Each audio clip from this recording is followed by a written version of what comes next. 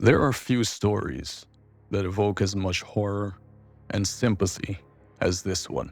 Eileen's early life, marked by instability and hardship, would get much worse as the world labeled her a monster.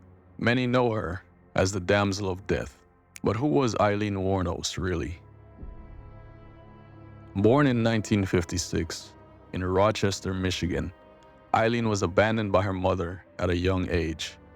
She and her brother were raised by an abusive grandfather. He was a bastard.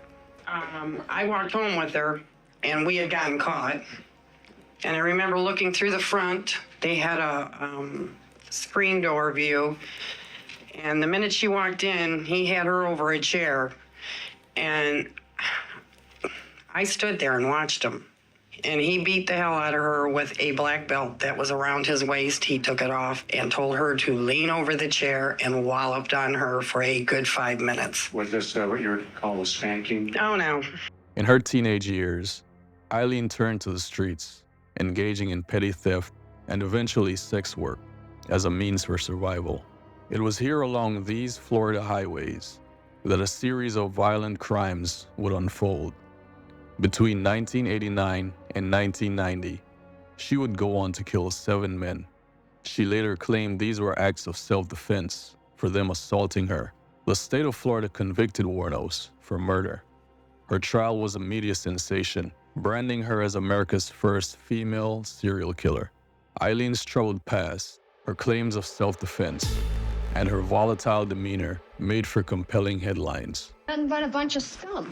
Therefore, these proceedings are now completed.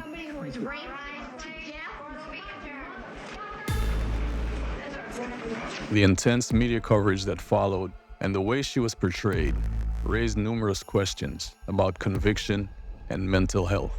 She was ultimately sentenced to death and executed by lethal injection on October 9, 2002. Experts argue that the system failed Aileen Wuornos, and we must admit, it does raise some pressing questions. How did Eileen's traumatic childhood and mental health contribute to her actions?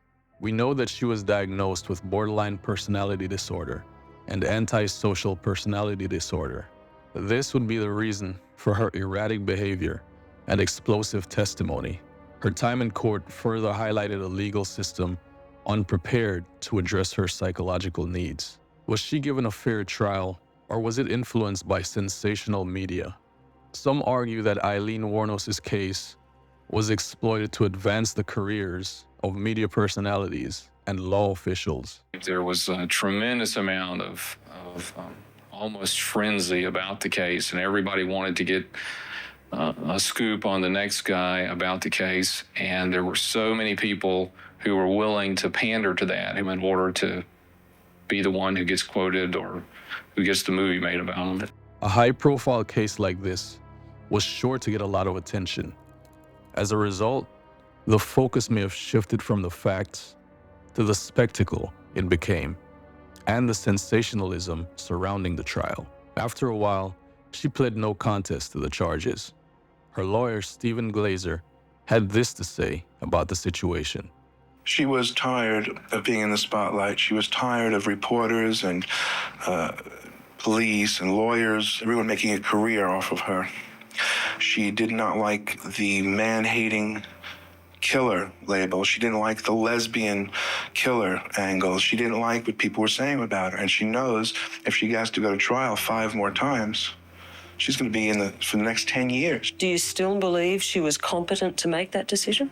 Without a doubt. This was just one case where the need for better support systems was highlighted for those with troubled pasts. Mental health awareness was all but non-existent back then, so it's likely that it wasn't even taken seriously. The stigma attached to mental disorders at that time was a likely cause that her claims may not have been thoroughly considered. Was the death penalty an appropriate sentence, given her background and mental health? Her life prior to any of this was traumatic. We know this.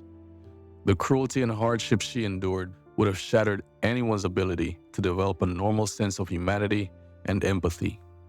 If her claims of self-defense were valid, her actions might have been justified. Why didn't the school intervene when they saw the signs of abuse?